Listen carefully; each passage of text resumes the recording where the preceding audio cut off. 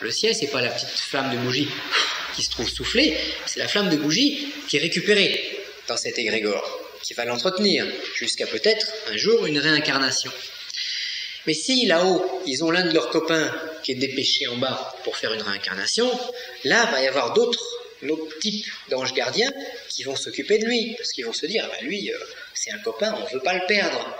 Et on sait très bien que dans la mine, c'est-à-dire dans le ventre de la baleine, où nous sommes, dans le labyrinthe, mais on a toutes les chances de se perdre, parce que tout est fait dans le monde concret, dans le monde profane, pour nous perdre dans les sables mouvants. Dans le labyrinthe, dans le damier, noir, blanc, il y a tellement de noir, blanc partout qu'on arrive à s'y perdre. Alors nous, peut-être qu'il y a des copains là-haut qui sont un peu des anges gardiens et qui à un moment nous soufflent dans la bonne direction, nous mettent le bon bouquin entre les mains, nous font rencontrer la personne qu'il faut au moment où il faut pour notre évolution. Ça, c'est des familles spirituelles. Alors le problème, c'est que tout le monde...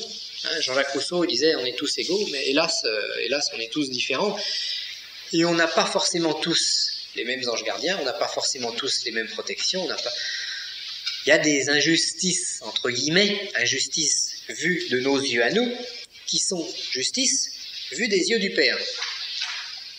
Alors les anges gardiens, voilà, il y a plein de choses qui vont s'interpréter. Alors, je suis contre le fait de dire on a tous... mettons, il y a un ange gardien qui s'occupe de 3 personnes. Non. Bon, ça, c'est faux parce que on n'est pas tous, hélas, à la même enseigne. Ils sont prêts ou pas? Non, mais c'est très sérieux. Non, mais ça peut... C'est dans un bouquin et il explique que comme il y a des moments où ça va bien pour toi, par exemple, l'ange est disponible pour les 2 autres. Alors, j'irais jusqu'à dire... Mais il y a différents types, il y a les gens qui bien, dans les gens régulièrement, mais en soi, c'est intellectuellement parlant, c'est pas idiot. Oui, intellectuellement, voilà. Intellectuellement parlant, c'est pas idiot. Le problème de beaucoup de choses, justement, de beaucoup d'ésotérisme, c'est que, comme on dit, intellectuellement, c'est logique, ou c'est raisonnable, ça semble bien. Puis des fois ça nous conforte un peu, bon, c'est pas la réalité. Mais c'est pas forcément la réalité. Et la vraie réalité, c'est ni celle que vous lisez dans les livres, ni celle que je vous dis, ni celle que... C'est la réalité que vous allez découvrir vous-même, comme dans les écoles de scolastique, où ils partaient de la page blanche, et puis ils devaient retrouver les lois de l'univers. Qu'à partir de rien, il n'y avait pas d'enseignement, il n'y avait pas de trame, on devait retrouver les lois de l'univers. C'est ça. Donc la vérité, elle est au-dedans. Il y a une église pas très loin d'ici, dans la forêt de Brocéliande, où il y a marqué, c'est quoi? C'est la porte est au-dedans. C'est ça, hein? La porte est au-dedans. C'est-à-dire que la porte, elle est dedans en soi. Elle n'est pas, on cherche la porte à l'extérieur, mais non, elle est là. La porte étroite. Oui, la porte étroite, oui, voilà. Elle est surtout étroite parce qu'on ne la voit pas. On ne la cherche pas où elle doit être. C'est comme quand on disait tout à l'heure, très souvent quand j'ai des problèmes, je ne vais pas chercher dans mon karma à me dire ça c'est une bonne explication, mais je vais essayer pour arranger mon problème, il faut que j'essaie de comprendre ce qui se passe et pourquoi je me suis mis le pavé sur le pied, de manière à ne pas recommencer. Et très souvent, quand on a des épreuves difficiles qui nous arrivent, si on parvient à en comprendre le sens et à en tirer le sel, l'épreuve disparaît, ne revient pas, ne recommence pas. C'est plus nécessaire. On a compris la leçon. Et tant que l'épreuve revient, c'est qu'on n'a pas compris la leçon.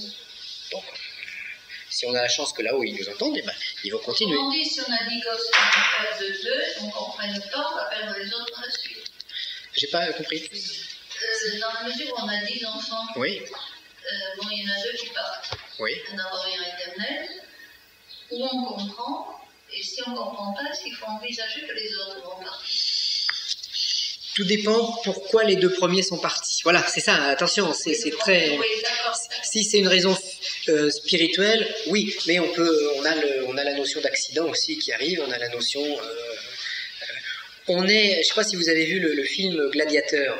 Bon, c'est un film qui est dur, qui est intéressant, parce que moi, ce que j'ai ressenti en regardant ça, je me suis dit, mais voilà, ce que nous vivons, on est un gladiateur jeté dans l'arène, il y a les fauves d'un côté, il y a tout, et que le meilleur s'en sorte. C'est presque ça. Alors, c'est dur comme ésotérisme. Hein. Là, on n'est plus dans la loi d'équité où chaque petit bobo, c'est une loi de karma ou autre. Bon, et celui qui s'en sort de la boue, de la fange, ben là, quand il revient chez lui, quand il revient dans la maison de son père, ben, il est acclamé. Il y a des paraboles là-dessus. On dit, ah, le fils prodigue, le fils qui est acclamé, c'est... Bon, celui qui est parti, qui a banni, qui a dilapidé sa part d'héritage, et c'est lui, quand il revient, qu'on fait la fête. Alors que le bon fils qui est resté près de son père, bah lui, bon, bah, il doit partager une partie de ce qu'il a avec l'autre. Et oui, l'ouvrier de la 10e heure qui touche autant que les autres premiers. Oui. Oui, heureusement, parce que nous sommes peut-être les ouvriers de la 10e heure. Une dernière question un peu importante. Oui. Au cas où on pratique la respiration tout le temps, oui. Alors qu'on en fait par un cabinet de guérison, oui. C'est mieux pour soi-même et pour ses proches. Alors à ce moment-là, on va pas, oui, c'est mieux pour soi-même et pour ses proches, mais on va pas faire 4 heures de respiration par jour. On va faire 1 ou 2 exercices dans la journée, pas plus, parce qu'autrement on va avoir trop d'énergie, et si on a trop d'énergie, on ne saura pas quoi en faire. Donc voilà, c'est ça. Alors, et cette énergie, et la conséquence, c'est qu'on risque d'avoir donc d'être en suralimentation énergétique, d'avoir des blocages, d'être malade. Attention, les respirations, c'est pareil, il faut un équilibre dedans. Quelqu'un qui respire pas assez, par exemple, pour Anne, si quand on fait une respiration, on a la tête qui tourne après, c'est qu'on est en sous-alimentation en oxygène. Donc à ce moment-là, c'est normal d'être malade, d'avoir des problèmes. Parce que si on est en sous-alimentation, on est tous pareils, hein, au démarrage, on respire comme ça.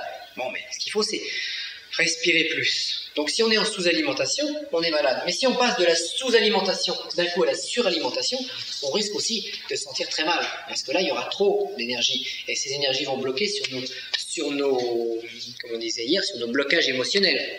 Ça va tout faire remonter à la surface. Et si ça remonte trop vite... Tu vas voir ton médecin qui fait examiner ta thyroïde. Oui.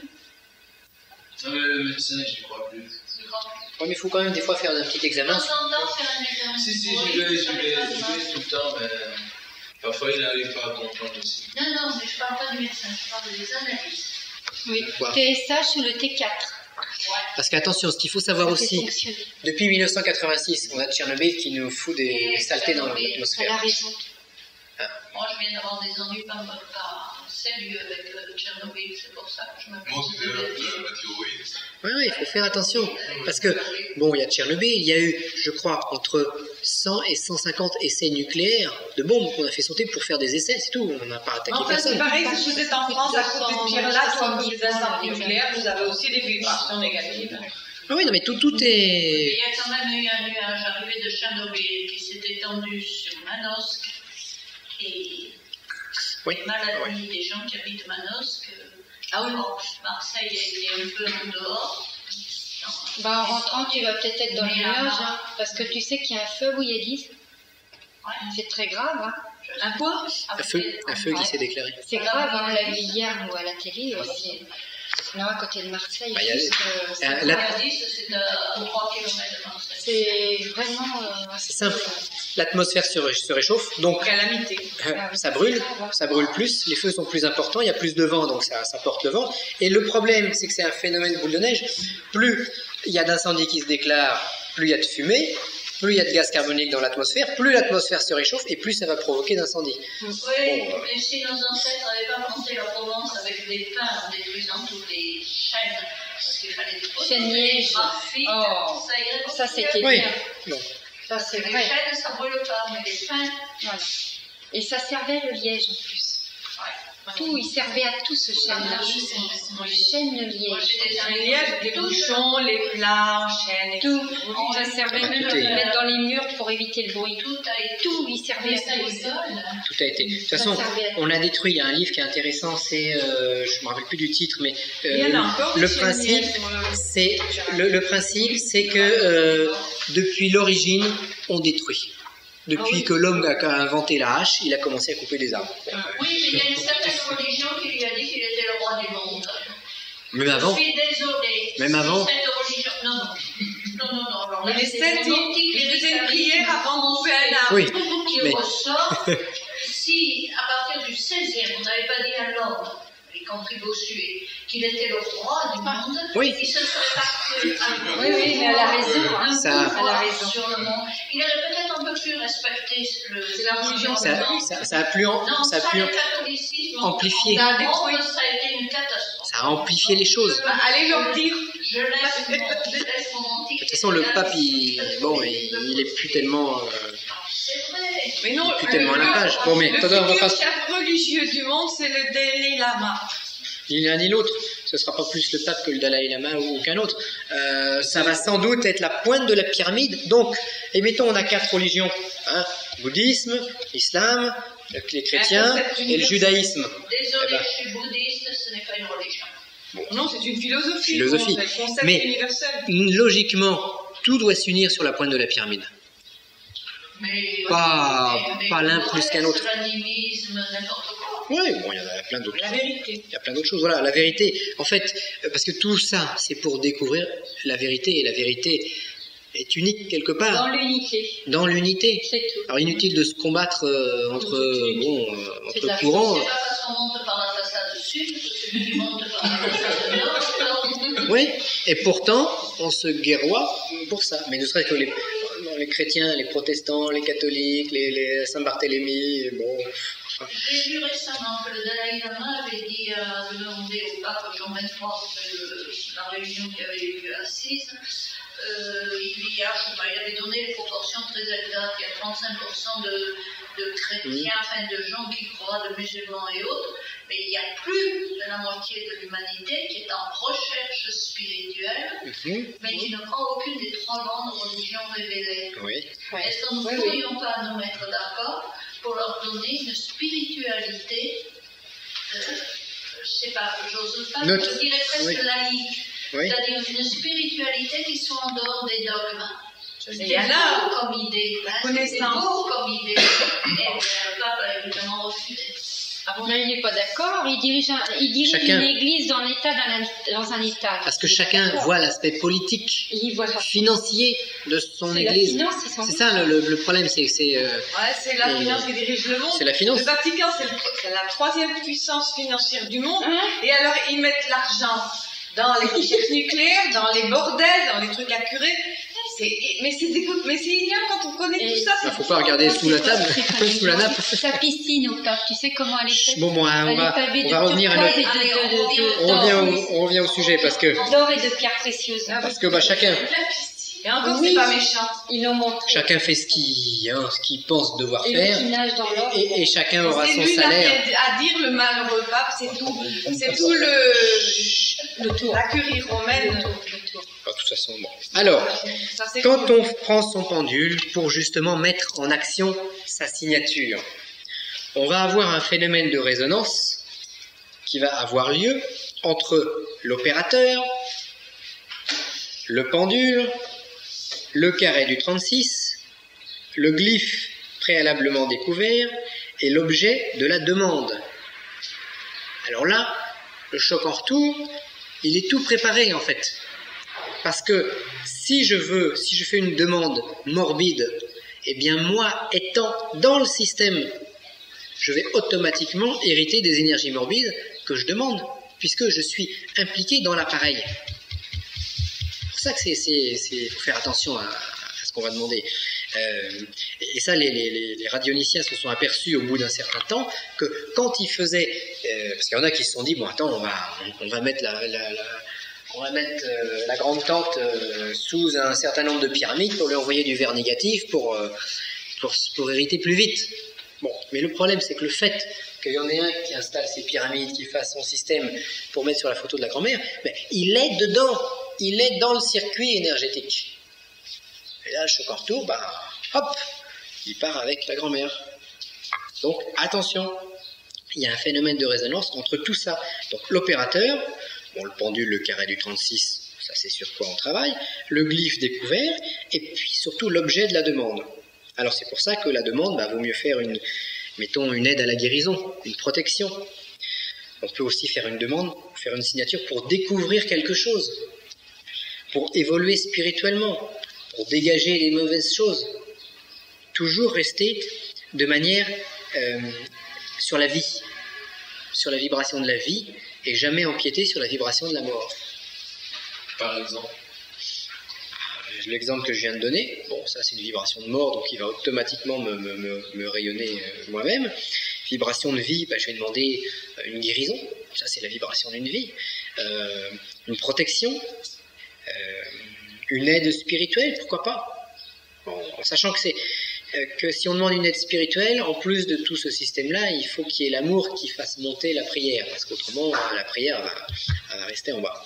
Mais normalement, en travaillant, en s'imprégnant du 36, petit à petit, il y a des choses qui vont se passer. Et si on demande une aide contre quelqu'un qui, avec des preuves, par une espèce de fabulation, qui vous fait du mal, qui vous en veut beaucoup, c'est quoi? Quelque chose de vie ou de mort?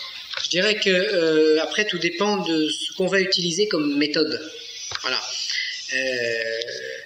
On peut demander la protection. Oui. Bon. On peut demander la protection contre les mauvaises influences de quelqu'un dès l'instant où on ne demande pas sa punition. Après tout, ça reste... après, tout dépend de la nature de son corps, de son cœur, pardon.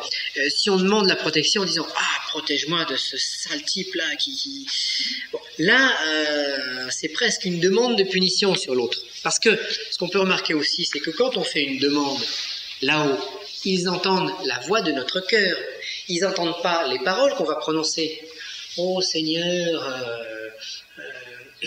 permets-moi d'évoluer en spiritualité. » Et puis à l'intérieur de soi, on a d'autres, une voix. Mais ils vont entendre l'autre voix, eux. Ils ne vont pas entendre ce qu'on demande avec les lèvres, ils vont entendre ce qu'on demande avec le cœur. Donc on peut demander la protection, mais surtout uniquement la protection sans porter un jugement de valeur sur l'autre. Oui, parce que en plus on n'est pas sûr. On pense, très souvent dans les cas de phénomènes d'attaque occulte, on pense que c'est telle personne qui nous envoie des mauvaises choses. Mais on peut s'en défendre. On peut se tromper. On n'est pas infaillible. Peut-être qu'il n'y a pas que lui qui nous envoie des mauvaises choses. Peut-être que lui, il nous déteste foncièrement, visiblement. Lui, c'est vrai qu'il nous dit, toi, tu vas voir. Mais c'est peut-être pas lui qui fait le vrai mal. Peut-être qu'il y en a un autre qui nous fait des grands sourires, et c'est l'autre derrière qui va pilonner. Puis la pensée que tu as prise, il suffit de penser que quelqu'un nous vaut du mal, on reçoit le mal. Selon la sensibilité, selon... Et ça se sent, les gens qui sont... Merci. Vous ne pouvez pas voir qu'ils ont un magnétisme matérialiste ou négatif, ça se sent. Bien. Alors... Donc il y a une mise en résonance passive entre toutes ces choses-là. Alors quand on va faire notre charge de signature, première possibilité, on a notre signature qui est dessinée et on fait une résonance passive. On laisse le pendule faire toutes ces fantaisies. Se mettre en rêve. Voilà, etc. Là, on reçoit les forces quand on fait ça. Ça, on met en résonance. On vibre, on essaie de vibrer sur la même longueur. Donc ça, on l'a montré hier. Après, une fois qu'on s'est mis en résonance avec, là, on va pouvoir émettre une émission de volonté précise. Donc, émission de la charge proprement dite. Donc, toujours, les choses qui sont très importantes dans les émissions, c'est 1. Le calme mental. Donc, calme mental. Il faut être vide pour pouvoir remplir, comme on parlait de la tasse de thé qui se remplissait là à midi. Mais pour pouvoir mettre quelque chose dans moi, il faut déjà que je vide ce qu'il y est. C'est pareil pour faire l'exercice de respiration. Si on est empli de ses propres pensées personnelles, et l'énergie va avoir du mal à rentrer parce qu'on est déjà plein. Dans un verre plein, on ne peut pas rajouter, ça déborde. Par contre, il faut arriver à faire le vide complet en soi, et quand on fait le vide complet, on peut ensuite y mettre quelque chose. Alors, première chose, ça va être de réaliser le calme mental. Deuxième chose, ça va être l'imagerie. C'est-à-dire le film, le symbole de l'action à obtenir. Donc, l'imagerie. Et tout en conservant une forme de calme mental, donc de vide, sur lequel vient se juxtaposer l'imagerie, eh bien je laisse mon pendule aller et venir à sa guise. Le pendule, là, ne sert plus à faire une résonance entre moi et le carré du 36, il va servir à moi imposer, donc émettre une pensée sur le carré du 36 qui va servir de miroir pour l'envoyer dans l'astral.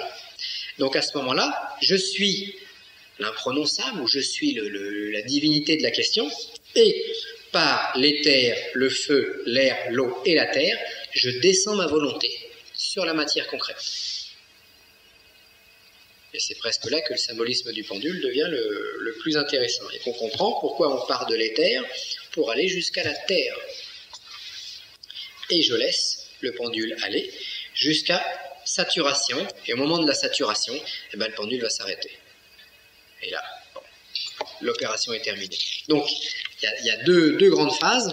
Première phase, mise en résonance, et deuxième phase, émission de ma volonté sur le glyphe que j'ai trouvé préalablement.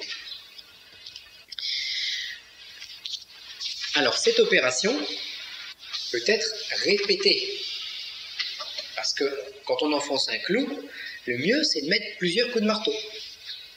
Parce que si je mets qu'un seul coup de marteau, si je le rate la première fois, bah, je lâche mon clou, le clou tombe. Donc on va mettre plusieurs coups de marteau. Et l'une des clés de tous les phénomènes ésotériques, ça va être la persévérance, comme on disait, mais surtout la répétition des choses. Regardez les prières qui sont répétées, répétées, répétées, répétées. C'est très à la mode. La répétition, en plus. Monsieur, mais si on est en résonance, on peut demander la protection ou ce qu'on veut. Oui, ce qu'on veut, voilà, ce qu'on veut. Sans même faire de glyphe. Ah bah si on fait un glyphe, c'est mieux. Si on fait pas de glyphe, ce sera moins bien. Après, tout est question de Tout ce qui est créatif dans l'imagination... il faut le concrétiser dans la matière. Il faut concrétiser. Tout ce qu'on veut obtenir vraiment, il faut le concrétiser dans la matière, par un glyphe, par un dessin. Les premiers hommes primitifs dans les cavernes, bah, ils dessinaient les animaux qu'ils voulaient chasser. Mais qu'est-ce qu'ils faisaient? Ils dessinaient des bisons ou des animaux ils peignaient sur la grotte, sur la paroi de la caverne. Après, ils prenaient leur hache en silex, etc. Et qu'est-ce qu'ils faisaient? Ils faisaient un envoûtement, c'est-à-dire qu'ils tapaient. Ils faisaient sans doute des danses rituelles, ils se mettaient en condition tellurique, parce qu'en plus, eux, ils marchaient pieds nus, donc ils étaient plus en relation avec le sol. Et puis, ils tapaient parce qu'on a trouvé les peintures, il y a des éclats de pierre dessus, comme si on les avait attaqués, comme si on avait tapé après avoir fait le dessin. Ce qui n'est pas normal dans le cas d'une œuvre d'art. On ne va pas faire un tableau pour après lancer des flèches dessus. Donc, s'il y a des éclats de pierre sur les animaux peints dans les grottes, c'est qu'ils servaient à des rituels. Donc, on commençait par taper l'image de l'animal qu'on voulait chasser, et après, on allait dans la nature le chercher. Mais ils concrétisaient leur mental et leur volonté par des actes physiques. Et toute la magie commence dans la caverne. Donc nous, on doit faire pareil, on doit concrétiser notre désir par un glyphe, ou par un dessin, mais par une concrétisation physique. Sinon, mettons, on veut la protection. Et puis on dit, bon, moi je ne fais pas mon glyphe physique, je demande simplement la protection comme ça. Bon. S'il n'y a que des petites attaques, des petites choses, ça va fonctionner. Mais s'il y a des choses plus importantes, on sera protégé dans le mental. Mais on ne sera pas protégé dans le corps, dans le physique. Alors, répétition de cette opération, en fonction de la demande, en fonction de l'importance de ce qu'on veut, on va répéter pendant une semaine, on va répéter pendant 28 jours, on va répéter pendant 3 mois, on va répéter pendant 1 an. Si je veux devenir président de la République, je vais répéter mon opération peut-être pendant des années, sans être sûr que ça fonctionne. Parce que c'est peut-être pas dans mon destin. D'accord ? Par contre, répétition. C'est pour ça que si on veut faire une méthode d'action correcte, on ne va pas pouvoir demander, Des la choses santé. extraordinaires. Non, mais plein de choses. La santé, l'amour, l'argent, la réussite, changer d'appartement, changer de voiture, etc. Parce que là, on va s'épuiser dans tout, et on va se disperser. Donc c'est pareil, si vous faites une opération, faites une opération, faites ce qui est le plus important pour vous. Ne vous dispersez pas.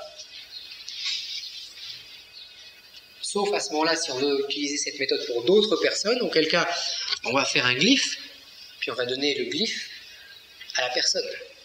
Et puis à ce moment-là, c'est peut-être elle qui va le porter sur elle. Bon, mais il y aura beaucoup moins d'énergie. Hein, c'est comme si on avait un stock d'énergie limité. Dans ma voiture, j'ai de quoi faire 500 km dans mon réservoir d'essence. Alors soit je fais 500 km dans cette direction, plein nord, soit je fais 500 km plein sud, ou alors je me promène en rond, je tourne en rond, je vais un peu à droite, un peu à gauche, mais une fois que j'aurai utilisé mon essence, je n'aurai plus rien. Donc là, c'est le même principe. Alors, comme on disait hier, après le résultat ou l'échec de l'opération, on va détruire le glyphe. C'est-à-dire qu'on va le désincarner, on va ôter les matérialisations physiques du glyphe. Si c'est sur un papier, je vais brûler mon papier. Si c'est sur une plaque de bois, que je veux conserver la plaque de bois, je vais effacer à ce moment-là le glyphe. Mais il faut impérativement le retirer, le désincarner. Et pour énergétiser le glyphe, vous avez dit, comment on fait? Le prolonger, oui. Pour le prolonger, on le charge régulièrement. Avec quoi? Avec le pendule? Comme on a fait, oui, tout à fait, avec le pendule. Donc après avoir, comment dire, construit le glyphe, voilà, on construit le glyphe jusqu'à le summum, on doit le détruire après.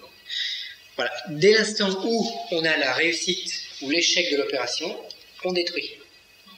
Donc, par exemple, je sais pas, on fait quelque chose pour que quelqu'un ait un examen. Je travaille pour que mon fils ait son examen, il passe son bac. Je travaille. Bon, arrivé au bac, le bac, il va être à telle date, et puis les résultats seront à telle autre date, et puis soit il l'a, soit il l'a pas. De toute façon, après le résultat, je détruis mon glyphe. Par sécurité, pour éviter qu'il y ait des débordements au niveau de l'énergie. Bon. Je ne vais pas conserver le glyphe pour l'année d'après, en me disant, je vais garder celui-là, puisque peut-être l'année d'après, il va repasser son bac, et puis comme là, il a eu un échec, l'année d'après, il aura peut-être une réussite. Donc, on détruit. Ce sont des outils à utiliser et à jeter. Les Tibétains vendent des mandalas pour... Oui, voilà. Exactement pareil. C'est pour aussi qualifier, pour signifier l'impermanence des choses. L'impermanence, pour une autre raison, mais il y a l'aspect magique aussi, on peut faire un mandala magique. Ils détruisent les mandalas systématiquement. Et ils y ont travaillé quelquefois, ça ne paraissait pas flinguer, et il leur arrive de travailler sur un mandala pendant 2 mois, 3 mois, avec des précisions. Il y en a qui mettent 1 an. Oui, 1 an. 1 an, et quand ils détruisent, la magie part, et c'est beaucoup plus tenace que tout ce qu'il y a au monde. Et c'est détruit en quelques minutes. Oui. Et c'est très très beau. Voilà, ça c'est quelque chose d'extraordinaire. C'est ce qui est de tout temps et à jamais. Voilà l'impermanence. C'est l'impermanence des choses. Rien n'est permanent. Tout est vivant. On est sur une planète des vivantes. Voilà. Donc la planète change. C'est pour ça que les vieux rituels du Moyen-Âge ne sont plus d'actualité aujourd'hui. Ça change. C'est comme une plante, comme un arbre qui fait des nouvelles branches, des nouvelles feuilles. Voilà. Si moi j'ai le plan de l'arbre d'il y a 200 ans, je n'arrive plus à le reconnaître, je me perds dans le feuillage et je me prends une branche dans la tête. À partir d'un certain âge, quand on regarde les photos quand on avait 20 ans, je me demande si c'était bien. Oui, on est impermanent. Et heureusement, parce que c'est cette impermanence qui nous permet déjà d'évoluer, parce que sinon tout serait fixé, tout serait figé. Et s'il n'y avait pas ce début, cette vie et cette fin pour peut-être autre chose derrière, on serait tous refondus, on serait tous fondus les uns dans les autres. Donc ce qui nous fait souffrir, c'est aussi ce qui nous permet d'exister. Oui, on est impermanent. Et heureusement, parce que c'est cette impermanence qui nous permet déjà d'évoluer, parce que sinon tout serait fixé, tout serait figé. Et s'il n'y avait pas ce début, cette vie et cette fin pour peut-être autre chose derrière, on serait tous refondus, on serait tous fondus les uns dans les autres. Donc ce qui nous fait souffrir, c'est aussi ce qui nous permet d'exister.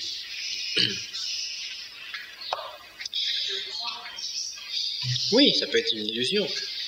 Mais bon, là-haut, il nous laisse croire que... Alors, on allait parler de certains exemples d'objets à charger. On peut charger... Alors, avec le glyphe, par exemple, si on veut expérimenter, si on a un jardin, donc on a des plantes chez soi, on peut très bien faire un glyphe pour que la plante s'embellisse, pour donner de la vitalité à cette plante, à ce végétal. Ah oui, Ça, c'est une très bonne expérience. Et alors, vous pourrez, de cette manière-là, avoir un résultat concret. Je mets où le glyphe sur la plante? À ce moment-là, on va mettre le glyphe sous le pot de la plante ou appuyer sur une plante d'appartement. Les escargots mangent mes salades. On peut, pourquoi pas, faire un glyphe, essayer, pour chasser les escargots des salades. Ouais, ce serait bien. Alors, Je disais le salade. Voilà, et c'est méchant pour les escargots. Le problème, en principe, c'est spirituel, cette pyramide. Oui. Ou ce pendule. Est-ce qu'on a le droit de faire trop de demandes matérielles? Je dirais qu'il est bon d'expérimenter. Donc, d'y travailler. Parce que, en fait, on va avoir un double travail. Moi, ce qui m'intéresse, c'est de sauver mes salades. 36, bof. Bon. C'est tout à fait valable. Voilà. Mais ça va être un moyen qui va m'obliger à travailler sur le 36, sauver mes salades. Et il se passera le fait que si tout est bien fait, les salades seront protégées. Mais de toute façon, le vrai but de l'opération n'est pas de sauver les salades. Il est que moi, je travaille avec le 36 et que je raisonne un peu avec lui. Donc, presque tous les moyens sont bons pour qu'on travaille un peu. Donc, mais ça, les végétaux sont très sensibles à ces choses-là. Donc, on peut expérimenter là-dessus. On peut expérimenter également sur les liquides. Alors, on peut, il y a des gens qui aiment bien, mettons, quand ils boivent de l'eau, ils mettent l'eau sur une plaque magnétique, dans des systèmes particuliers. On peut créer un glyphe pour charger l'eau de vitalité. Et à ce moment-là, on va mettre notre bouteille d'eau sur notre carré, le glyphe étant tracé, et puis on va laisser la bouteille d'eau 1 heure, 2 heures, et après on va boire. Donc, tout est... C'est exactement pareil, on peut magnétiser 2 litres d'eau comme la veille de la pleine lune, en mettant les 2 litres d'eau sur son balcon, son jardin et autres. Le lendemain matin, elle est magnétisée par la lune d'une manière remarquable. C'est plus rapide de faire un glyphe pour les paresseux comme moi. Oui, mais c'est bien de faire un glyphe, pour la raison qu'on a vue précédemment. Oui, la pleine lune, c'est plus injuste. Mais on peut l'amplifier à ce moment-là, parce que c'est ça. Bon, chacun va faire sa petite... J'espère que chacun va faire sa petite cuisine personnelle et ses petites expériences. Je vais le mettre à la pleine lune. Moi, ce que je ferai à ce moment-là, je me le mettrai à la pleine lune. Mon eau sur la fenêtre. Je mettrai en plus un glyphe en dessous pour amplifier. On additionne les choses. Parce que ce qui compte, c'est bon, on a vu quelques exemples, mais il faut que vous trouviez tout un tas de petites choses qui s'adaptent aux situations de chacun. Alors donc, par exemple sur les liquides, on peut de cette manière charger des minéraux. Bon, alors certains minéraux, des bagues, des choses comme ça, ou pourquoi pas du sel. Bon, on veut faire un exorcisme au sel chez soi, ou charger du sel pour obtenir une protection. Alors, on peut dire des prières dessus, on peut bénir le sel, on peut mettre le sel à la pleine lune pour que la lune charge, et on peut mettre un glyphe en dessous, en supplément. Tout ça, ça va nous permettre d'obtenir un sel qui sera plus chargé. On peut le mettre dans la pyramide. On peut rajouter en plus la pyramide par-dessus. Donc on additionne les effets, en fait, les uns sur les autres. Et après, on a plusieurs outils, en fait. On a le pendule, on a le glyphe, on a la pyramide. Un jour, je vais avoir envie d'utiliser le glyphe tout seul. Un jour, je vais charger mon glyphe au pendule. Un jour, je vais charger mon glyphe à la pyramide. Un jour, je vais avoir envie de tout faire en même temps. À moi de découvrir comment je vais me servir de ces différents instruments de manière à faire un petit orchestre. Alors, on peut charger aussi de la cire. Attends, je sais pas, bon, il y a les magnétiseurs chargent souvent des morceaux de coton à porter à l'endroit où on a mal. Pourquoi pas de charger de cette manière-là de la cire d'abeille. Petit bloc de cire qu'on va charger ou dans la pyramide ou sur un glyphe et qu'on va donner ou qu'on va porter sur soi. Donc les bijoux, on les a vus. On peut aussi charger le blason de l'opérateur. Bon, ça, on en parle un peu dans le bouquin sur le désenvoûtement. Le blason d'opérateur, c'est quoi? C'est un pentacle personnel. Bon, c'est-à-dire, c'est ce qui, j'en ai pas ici, c'est moi en image et en dessin. Bah, si je veux me recharger, je peux mettre ma photo sous la pyramide, mais je peux aussi mettre mon blason d'opérateur. Et là, ça agira sur un plan différent. Ah bah voilà, par exemple, merci, par exemple, un blason, bon, on va le faire passer. C'est moi en image et... C'est moi en image et en couleur. Et en couleur, merci. Ça, c'est un exemple. Le blason.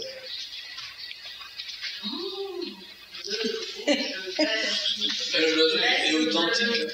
Le blason est authentique s'il est fait pour soi personnellement par quelqu'un qui sait le faire. On va pas, si on découpe un blason du voisin dans son... Alors voilà, par exemple, toi tu dis, bon, un blason et tout, j'en ai pas forcément besoin, je vais prendre celui de Laurent Bernard. Ça n'aura pas d'effet. Attends, ça aura un effet. Mais- Puis tu vas le prendre, tu vas dire, bon, ça c'est mon blason et tout, et tu mets mon blason sous ta pyramide à toi. Et ben c'est comme si tu mettais de l'argent sur mon compte en banque à moi, à la caisse d'épargne. Tu fais des économies pour moi. C'est bien, c'est bien. Donc Il faut, tu peux. Alors le blason est personnel, et s'il est fait de manière alchimique, c'est mieux que conçu simplement si c'est simplement un blason familial. Si c'est un blason familial, on va charger l'égrégore de la famille, plus soi. Mais s'il est personnel, eh ben on va se charger personnellement. Alors ça, c'est plus un outil pour quelqu'un qui a un cabinet, qui travaille vraiment personnellement, ou qui veut bénéficier d'une protection plus forte.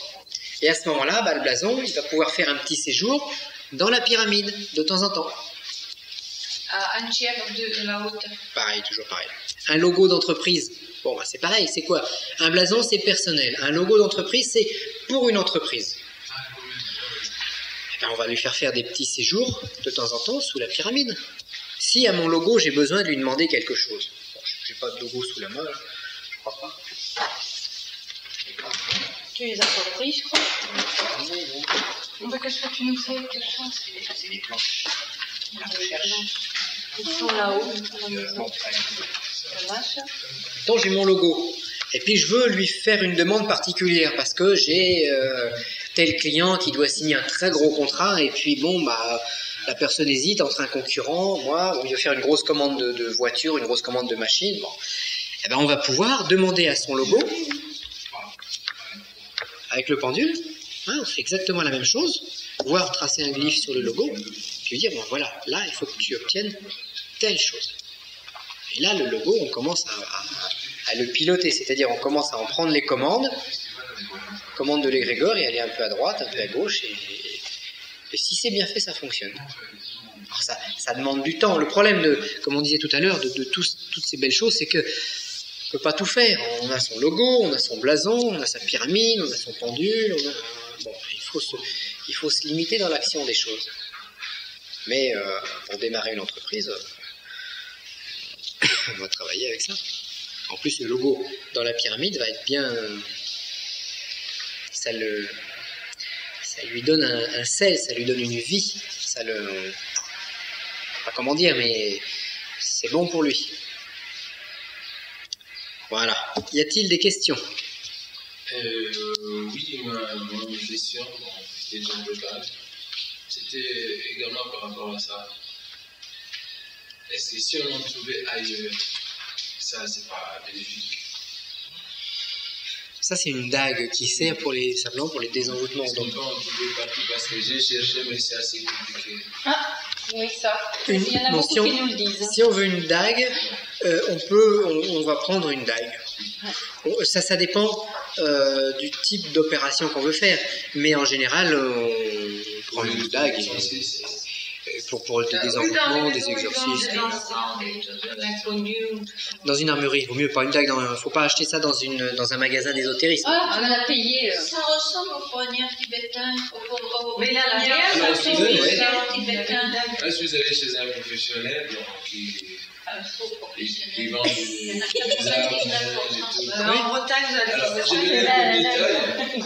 Il me dit, oh, c'est compliqué, j'arrive pas, mais là, je me prenais la tête pour arrêter tout. Oui. Alors, il fallait qu'en venant comme ça, je demande parce que je me rends. Il faut demander, si vous avez besoin d'une dague, mettons, pour faire quelques rituels, vous prenez un couteau à double tranchant. Bon, ça, c'est déjà assez compliqué. Couteau de lancer. Le couteau à lancer, c'est ce qu'il y a de mieux, hein, parce qu'en général, ils ont une forme de dague. C'est ça, on va sur le catalogue. Si tu veux n'importe quelle dague qui est dans ta tête, tu l'auras. Peut-être que c'est pas le moment, mais tu auras ta dague. Tu peux le faire si.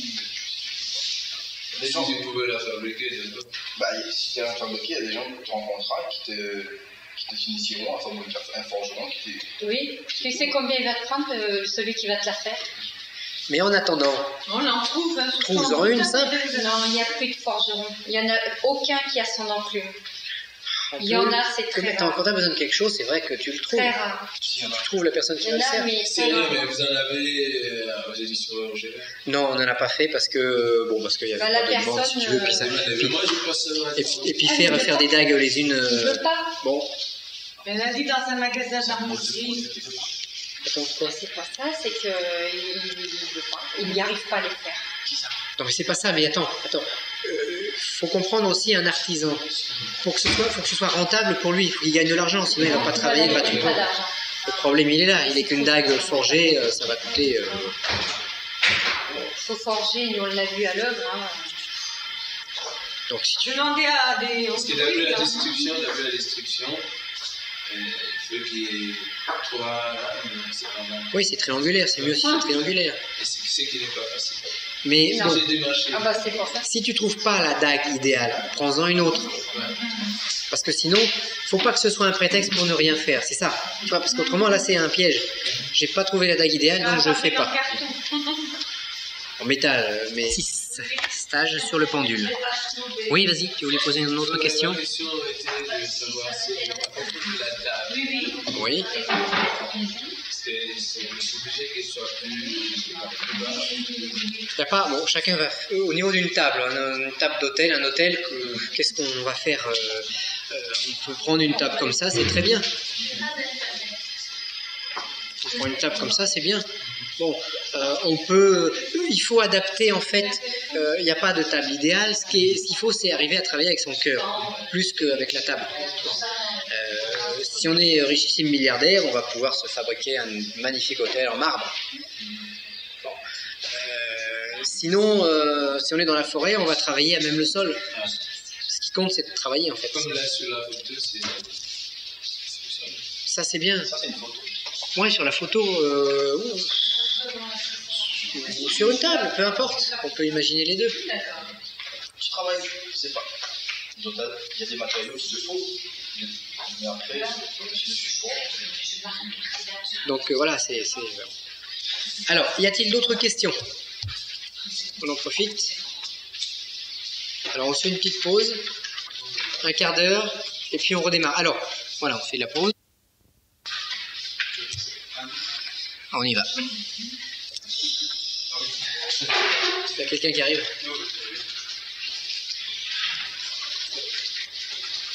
Donc, alors, on a vu un petit peu un certain nombre de choses. On va maintenant parler de la tentative d'action à distance sur autrui. On a vu comment essayer de travailler sur des événements de toute nature. Et nous allons maintenant, donc on attaque tentative d'action à distance sur autrui. Alors là, le principe de la résonance, va être encore plus importante.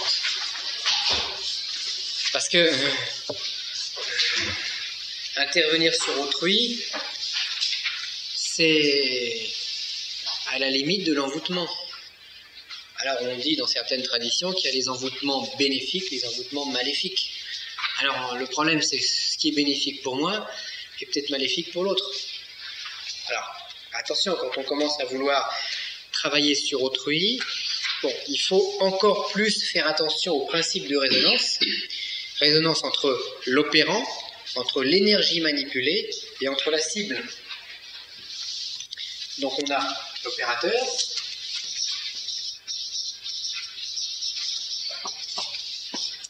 le but, donc l'énergie manipulée, et la cible du travail. Donc, comme tout ça, ces trois composants vont être en résonance, vont vibrer sur le même diapason, eh ben, il faut bien réfléchir avant d'entamer une action.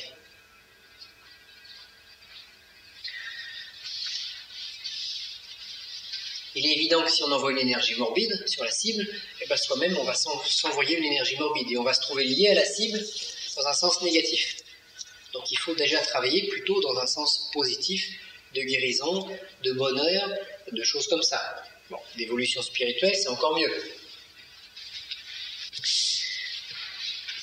Donc, alors, si l'opérant travaille sur un but morbide, en plus, s'il a la malencontreuse idée d'utiliser le 36 pour se servir de haut-parleur, là, il est sûr d'avoir des gros problèmes, parce que le 36 c'est un amplificateur spirituel. Donc dès l'instant où on va vouloir travailler sur un plan négatif, le 36 va réagir de lui-même. Et hop, comme tu dis, terminé. Alors, autre chose importante, il faut jamais réaliser une action que l'on ne nous demande pas. Je ne vais pas essayer d'agir sur quelqu'un qui ne me l'a pas demandé. Sauf chez un cas exceptionnel où éventuellement une autre personne peut être intermédiaire dans le principe de la demande. Mais donc en règle générale, on ne pratique pas une action non demandée. Pourquoi ? Parce que on se trouve là à la limite de l'envoûtement. Et donc il ne faut pas se mêler des affaires sans avoir été demandé. Parce qu'il doit toujours y avoir un échange d'énergie. Si l'opérateur aide la cible dans un but positif, il faut qu'on échange. La cible aide l'opérateur sous une forme ou sous une autre. Et à ce moment-là, il y a simplement un échange de deux énergies. Alors la plupart du temps, si on va voir un magnétiseur, le magnétiseur donne de l'énergie magnétique, et puis le client donne une énergie sous forme d'argent, ou sous forme, comme dans les vieilles campagnes, sous forme d'œuf, de poule, d'un saucisson. Bon. Mais il y a un double échange, et dès l'instant où il y a un double échange, les deux plateaux de la balance sont équilibrés de chaque côté. Sinon, s'il n'y a pas de double échange, on déséquilibre le système, et là, on pourrait presque dire loi de karma, c'est-à-dire qu'il y a une énergie qui va tendre à se remettre comme elle était avant. Donc, celui qui a eu un bénéfice, il y a automatiquement un sacrifice qui va être demandé sur un autre plan. Alors, si j'aide quelqu'un contre son gré, contre sa volonté, sans qu'il y ait ce phénomène d'échange, je donne quelque chose de positif. Vous donnez quelque chose de positif. Il n'y a pas de retour, ça veut dire que vous donnez un bénéfice à quelqu'un. Mais cette personne n'a pas fait de sacrifice pour l'obtenir. Donc dès cet instant-là, le sacrifice aura lieu de manière instinctive, puisqu'il ne sera pas contrôlé, par exemple, par un échange d'argent. Eh bien, le sacrifice va fonctionner, mais de manière non contrôlée. Donc il y aura un sacrifice non contrôlé. Soit le sacrifice va être payé par la cible, qui va perdre quelque chose, soit le sacrifice va être payé par l'opérateur, qui va perdre quelque chose. Et dans l'histoire, il faut que les énergies se rééquilibrent. Alors si en tant qu'opérateur, vous voulez tout prendre sur votre dos, c'est vous qui décidez, mais sans le faire exprès, vous pouvez aussi donner quelque chose à la cible et d'une autre main le reprendre sans le faire exprès. Bon, j'ai eu l'exemple d'une dame qui faisait du magnétisme, qui faisait du magnétisme, magnétiser, etc. Bon, quelqu'un venait la voir, il avait mal au foie, a magnétisé le foie, la personne était guérie. Comme il donnait ce qu'il voulait, il donnait 5 francs, et puis après, cette pauvre dame, elle avait mal au foie pendant 3 jours.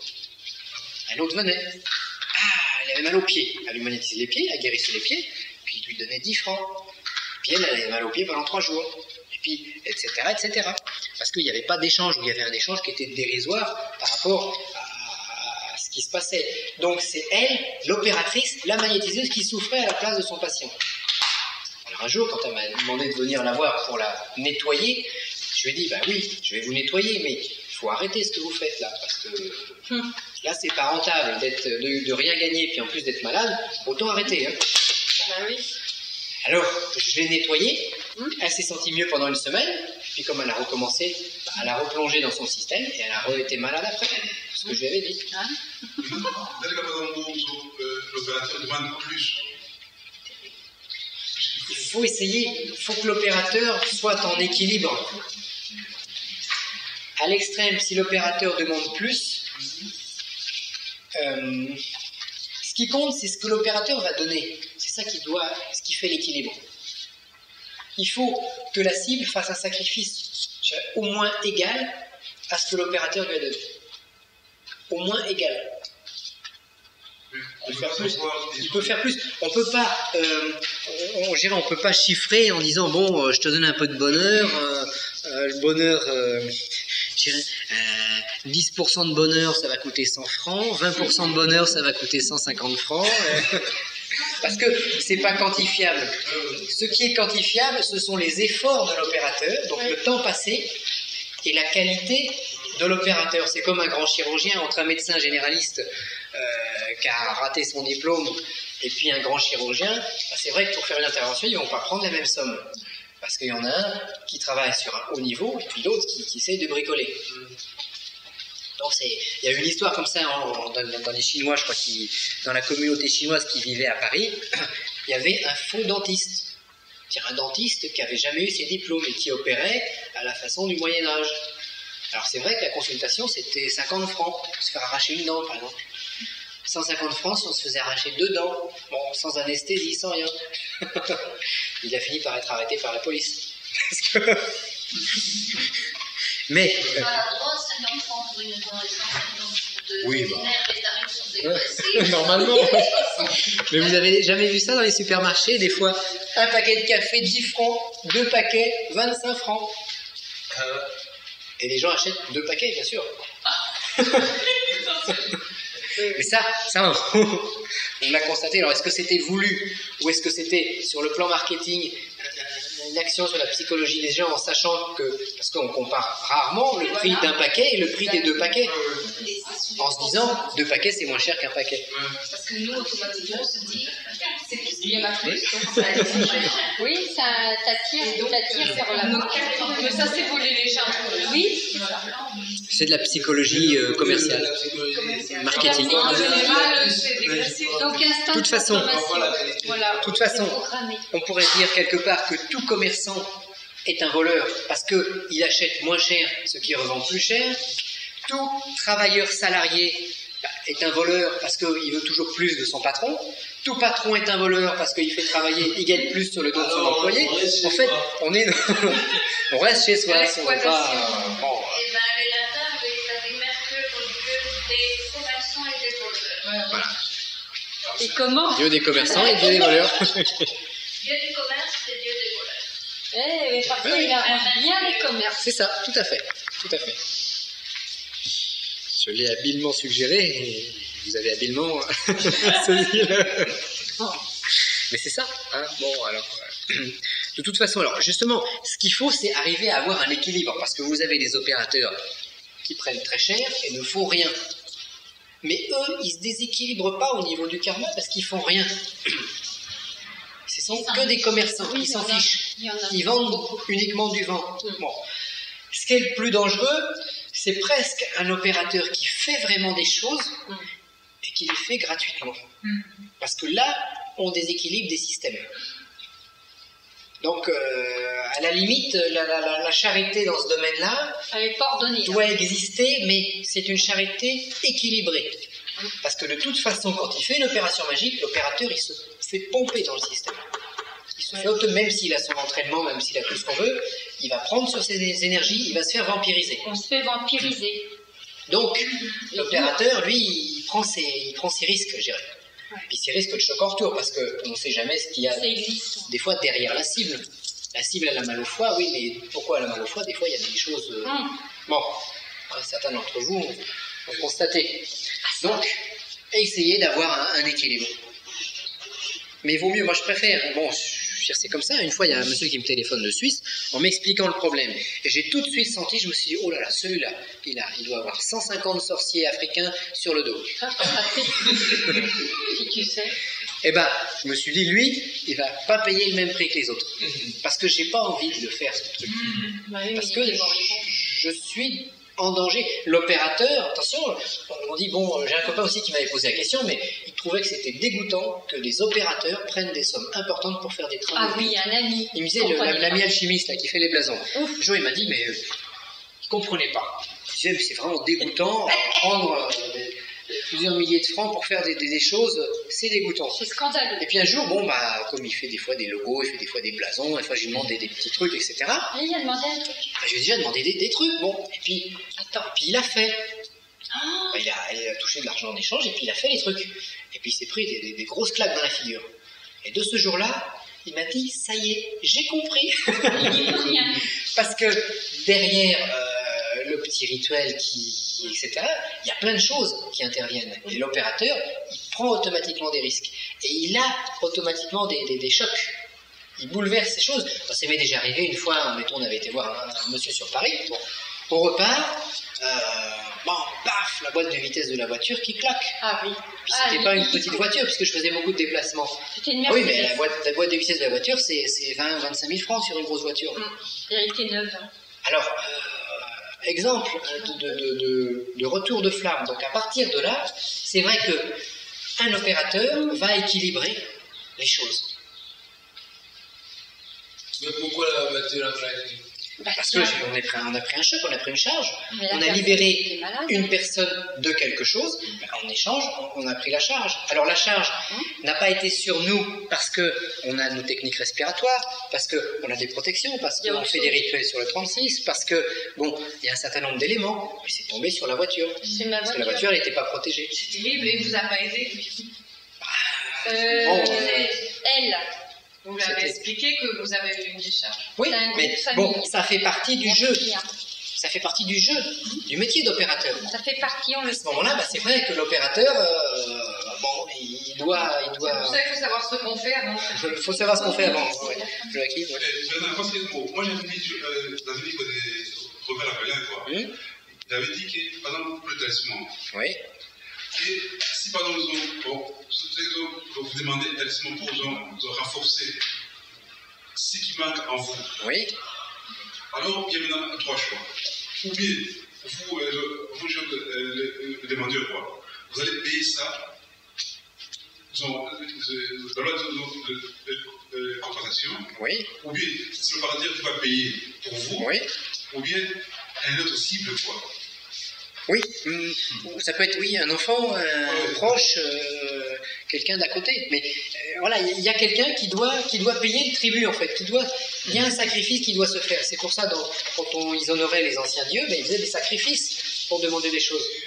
Parce qu'il y a un tribut qui doit être payé. Alors ça, c'est donc très important qu'il y ait ce phénomène d'échange entre l'opérateur et la cible de l'opération. En plus, quand une personne vient vous voir et puis vous dit voilà, je veux telle chose, vous lui dites bon bah je peux le faire sous certaines conditions, on peut faire comme ça. Bon.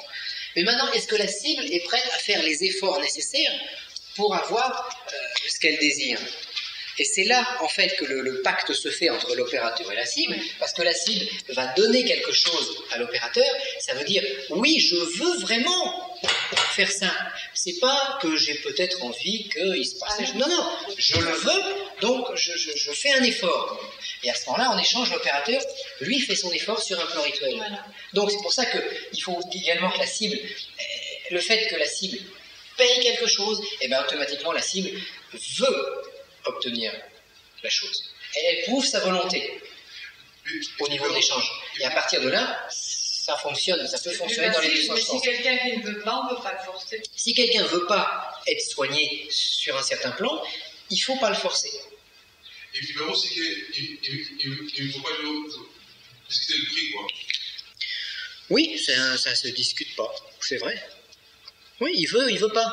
Toi, tu considères, ou l'opérateur considère que bon, tel travail, eh ben, il va falloir faire ça, il y a tel risque. Donc le monsieur dont je parlais en Suisse, là, le monsieur en Suisse, je me suis dit, bon, bah, celui-là, avec ce qu'il a sur le dos, j'ai pas tellement envie. Et je me suis dit, bon, j'ai calculé, je me suis dit, bon, à la limite, pour tel prix, je prends le risque. Mais en dessous, j'y vais pas. Quand j'ai lancé le prix, la dame m'a dit, mais vous vous rendez compte et tout. Je dis, mais écoutez, vous savez ce qui se passe, hein, il est en train de mourir. Moi, j'ai pas envie de prendre sa place. Alors, soit on fait comme ça, soit on fait pas. Tant pis. Pour vous trouver quelqu'un d'autre. Bon, et comme en fait, il n'y avait pas beaucoup d'autres personnes qui pouvaient le sortir de la situation, puis comme c'était des gens en plus spirituels qui avaient compris le phénomène d'échange et tout, bon, ils ont fait le sacrifice et ça a fonctionné. Ça a mis le temps qu'il fallait, mais on a réussi à dégager le couple. Il y avait 2 personnes du système négatif. Ça a pris un certain temps, mais ça a réussi parce que tout le monde a joué le jeu. La cible et l'opérateur. 3 fois. Attends, c'était 150 sur le dos. C'était beaucoup quand même. Hein. Ah oui, mais il y a eu des trucs. Il n'était que 150. Alors j'ai demandé à Bernadette de m'aider. On en a pris 75 chacun. Quand je me déplace, je rigole jamais. C'était toute une secte. Je rigole pas. Il y avait beaucoup de sous en jeu. Quand donc il quand il y a beaucoup de sous, on peut payer des sorciers. Ça va pas. Alors voilà, bon, c'est un petit exemple comme ça. Mais attention, parce que quand on manipule ce genre de choses, en tant qu'opérateur, j'avais heureusement une grande expérience de contre-envoûtement, d'un certain nombre de choses. Parce que sinon, tu mets les doigts là-dedans, tu passes. Ouais. Hein, il ne s'agit pas, l'opérateur doit être capable de refuser un travail. De dire là, non. Là, ce truc-là, je ne sens pas. Je ne fais pas. Déjà. Ou pas comme ça. Parce que c'est l'opérateur, il s'implique, il entre en résonance avec tout le système. C'est presque comme si, bon, quand on parlait un peu du karma, comme si il entre en résonance avec le karma de l'autre. Tu prends sur tes épaules les choses. Donc, tu as à charge la vie de la personne, voilà. Et puis toi, tu lui donnes une partie de la tienne. Ah ben, à tous les niveaux. Voilà, il y a une compensation qui se fait. Donc, mais alors, comment ça se fait que les mages noirs, ils font des choses noires et qu'ils sont...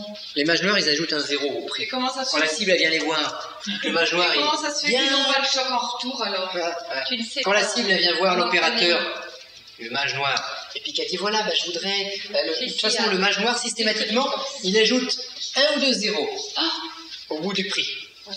Alors là, ça s'envole. Là, déjà, tu l'as devant toi, la cible, il faut qu'elle soit vraiment volontaire. Hein. Alors d'abord, la cible, elle va payer. Alors l'opérateur, le problème du mage noir, c'est que c'est un mage noir. Donc le mage noir, il travaille pour lui. Il s'en fout de la cible. Alors, il peut rendre malade la cible.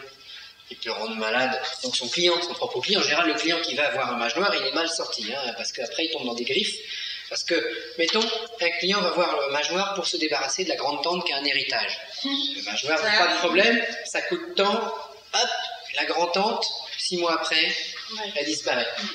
Puis le mage noir, après, il dit à son client, viens voir maintenant, ouais, t'as payé là pour ça, d'accord. Bah maintenant, il va falloir que tu payes pour que je ne fasse pas la même chose sur toi. C'est un chantage. Oui. Et on a mis les doigts dans l'engrenage.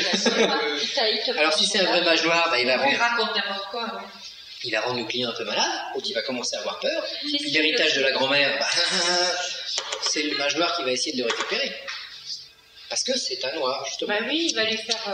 Et si c'est un puissant, il faut ne pas mettre les doigts dans le système. Alors lui, le mage noir, non, il se débrouille pour que le choc en retour, s'il y en a un, il soit pris à 80% par le client. Oui. Et à 20% par lui. Donc il travaille avec le client il fait participer à ce moment-là les clients ou le client au rituel, de manière à l'inclure dans le coup cible, but, opérateur et client. On rajoute un fusible, et à ce moment-là, si j'ai un choc en retour, eh ben, c'est le client qui prend. Un jour, il y aura bien le choc en retour aussi. Bien sûr, parce que l'opérateur, il y a un jour, il est comme tout le monde, ses énergies commencent à baisser, sa puissance guerrière, il n'a plus le même âge quand il avait 20 ans. Donc, toutes les énergies négatives qu'il a accumulées au-dessus de sa tête, toute l'espèce de l'arbre de karma, de négativité, eh ben, un jour, ça se rapproche de lui, il ne peut plus le tenir à distance. Il perd du terrain petit à petit. Il y a ses amis qui meurent, il y a ses enfants qui disparaissent, il y a ses plantes de son jardin, et petit à petit le vide se fait autour de lui, et puis à la fin, mais c'est lent, c'est pas forcément d'un coup, sauf s'il a en face de lui un opérateur qui fait quelque chose d'efficace, et il y a un choc en retour violent. Mais le mage noir, il paye toujours, mais pas tout de suite. Il fait... La plus grosse punition qu'on puisse lui faire et qui est faite d'office, c'est qu'il n'a plus aucune spiritualité possible. Donc il retourne dans la matière. Il meurt. Il dit seconde mort, comme dit Saint Jean. Disparition. Pas de réincarnation. Seconde mort. Et dans la prière de Saint François, Seigneur, préserve-nous de la seconde mort. Et là, ils ne savent pas ce que ça veut dire. Et la seconde mort, c'est celui qui ne se réincarne pas. Pas du tout. Il faut bien qu'il fasse réincarner non, dans les non, seconde mort, écoute bien. Seconde mort. Première mort. Il va retourner dans la matière, mais écoute. Première mort, mort du corps. Seconde mort, mort de l'esprit. Il n'y a pas de réincarnation. Fini. Tant Dieu, il n'est pas fou quand même, il ne va pas conserver, il va le conserver à sa manière. Dans la matière, il recommence le processus. Mais c'est pas lui. C'est plus lui. Lui, il est dissous. Alors, dans notre petit exemple, on peut travailler pour aider à la guérison. Alors, il faut toujours aider à la guérison, il ne faut jamais guérir. Il faut toujours être magnétiseur, pas guérisseur. Parce que seul le médecin a le droit de guérir. Le magnétiseur a le droit de magnétiser. C'est une nuance. Aider à la guérison. C'est la vérité, hein. Dans une annonce, on marque toujours magnétiseur. On n'a pas le serment d'Hippocrate. Hein. Ou aide à la guérison, ou etc. Mais il n'y a pas le tampon médical. C'est vrai, avec preuve. Hein. Alors, les règles à faire là-dedans, à suivre, c'est déjà d'étudier les possibilités. C'est-à-dire, quelle est la maladie? Il y a des choses que l'on peut guérir, il y a des choses que l'on ne peut pas guérir. Il y a des choses qu'on peut soulager, il y a des choses qu'on peut... etc. etc. Donc, regardez les possibilités. Ça appartient ici encore à regarder les possibilités du destin. Est-ce qu'on peut ou est-ce qu'on ne peut pas? Pas forcément pour l'expliquer à l'autre, mais pour soi-même savoir où on va. Donc, la possibilité. Les possibilités. Ensuite, ne pas épuiser l'opérateur. Donc, ne pas s'épuiser dans un combat comme Don Quichotte qui chassait les moulins. Ne pas devenir un Don Quichotte. Donc, quelqu'un, c'est un petit peu dur ce qu'on va dire, mais quelqu'un qui est perdu, eh ben, on sait qu'on va pouvoir l'aider peut-être à soulager ses souffrances, mais on ne pourra pas le sauver. Donc, on ne va pas forcément s'épuiser sur une personne. Parce qu'il y en a peut-être d'autres qui ont besoin de votre aide. Et si vous vous épuisez sur celui qui est perdu, vous n'aiderez pas ceux que vous pouvez sauver. Et à la fin, on vous demandera des comptes. Vous vous présenterez devant Saint-Pierre, on vous regardera. Bon, qu'est-ce que vous avez fait? Donc, ne pas s'épuiser.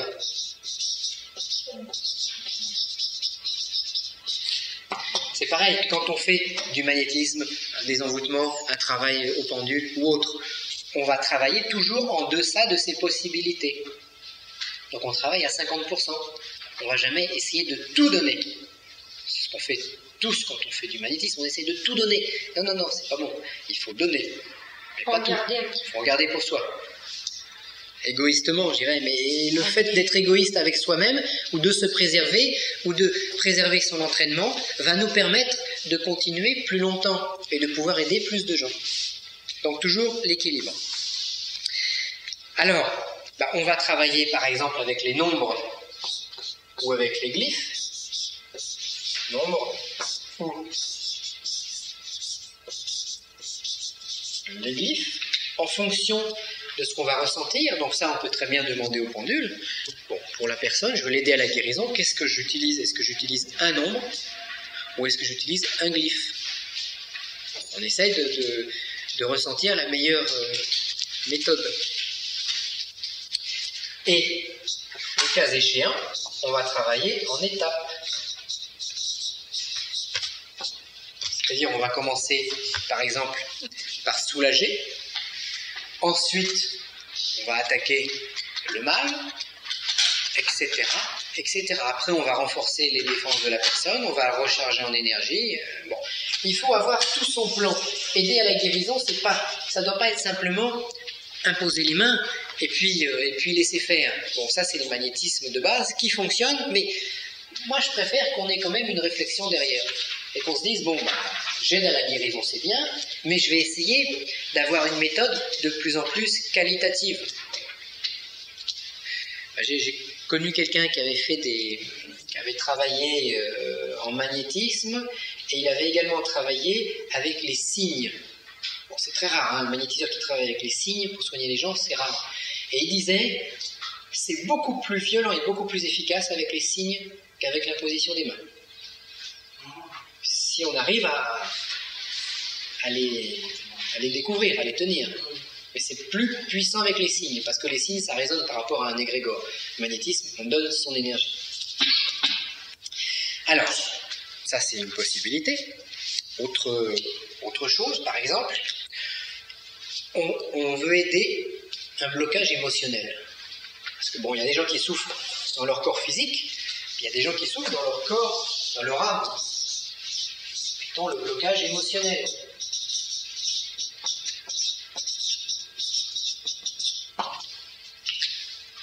Et des fois, on souffre dans son corps physique parce qu'on a un blocage émotionnel.